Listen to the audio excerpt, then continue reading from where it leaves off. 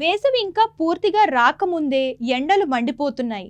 బయటకు వెళ్ళగానే ఒంట్లో వేడి పెరిగి చెమటలు కారిపోతున్నాయి. ఒక్కసారిగా వేడికి గురైతే మళ్ళీ కూల్ అవ్వడం కష్టమవుతుంది. ఇంట్లో ఉన్న ఉక్కపోతగా అనిపిస్తుంది. ఇలాంటివన్నీ సహజమే, కానీ కొన్ని చిన్న చిన్న జాగ్రత్తలు తీసుకుంటే ఈ వేడి ప్రభావాన్ని తగ్గించుకోవచ్చు.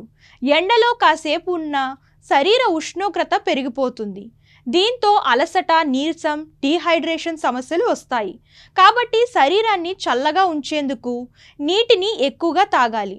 కేవలం నీరు కాకుండా మజ్జిగ, అంబలి, కొబ్బరి నీళ్లు, నిమ్మరసం లాంటి ద్రవాలను తాగితే ఒంట్లో తేమ తగ్గకుండా ఉంటుంది. ఒంట్లో వేడి ఎక్కువగా అనిపిస్తున్నప్పుడు చల్లని నీటితో ముఖం, చేతులు, కాళ్లను కడుక్కోవడం మంచిది.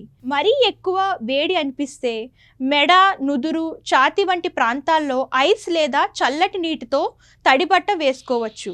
కానీ ఎండలో చాలా టైం గడిపి వెంటనే ఇలా చేయకూడదు. కొంతసేపు తర్వాత ఇలా చేస్తే మంచిది. వేసవి సమయంలో ఎక్కువగా చెమటలు పడితే వడదెబ్బ తగిలే అవకాశం ఉంది. కాబట్టి హీట్ జనరేట్ చేసే మసాలా ఫుడ్స్, చాలా స్పైసీ ఐటమ్స్ తక్కువగా తీసుకోవాలి. ఎక్కువగా తేలికపాటి, నీరు ఎక్కువగా ఉండే పదార్థాలు తినాలి. ముఖ్యంగా పొడిబారిన ఆహారం తక్కువగా తీసుకోవాలి. వేసవిలో చాలామందికి శరీర శ్రమ కష్టంగా అనిపిస్తుంది, కానీ పూర్తిగా వ్యాయామం మానేయకూడదు. ఉదయం లేదా సాయంత్రం వాకింగ్, యోగా లాంటివి చేస్తే ఒంట్లో వేడి పెరగకుండా కంట్రోల్ అవుతుంది. కానీ భారం ఎక్కువగా ఉండే ఎక్సర్సైజులు తగ్గించడం మంచిది. వేసవిలో ఒంట్లో వేడి తగ్గాలంటే వదులుగా ఉండే, గాలి ఆడేలా ఉండే బట్టలు ధరించాలి. కాటన్, లెనిన్ లాంటి సహజమైన ఫ్యాబ్రిక్లు బెస్ట్ ఆప్షన్.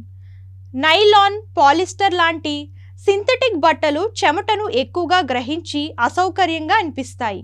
కాబట్టి వీటిని పూర్తిగా నివారించాలి. మనం ఇలాంటి చిన్న చిన్న జాగ్రత్తలు తీసుకోవడం వల్ల శరీరాన్ని చల్లగా ఉంచుకోవచ్చు. నీరు ఎక్కువగా తాగడం, తేలికపాటి ఆహారం తీసుకోవడం, వ్యాయామం తగ్గించడం, సరైన బట్టలు ఎంపిక చేసుకోవడం ద్వారా వేడి ప్రభావాన్ని తగ్గించుకోవచ్చు. ఈ చిట్కాలు పాటిస్తే ఎండాకాలంలోనూ ఫ్రెష్గా, ఎనర్జెటిక్గా ఉండొచ్చు.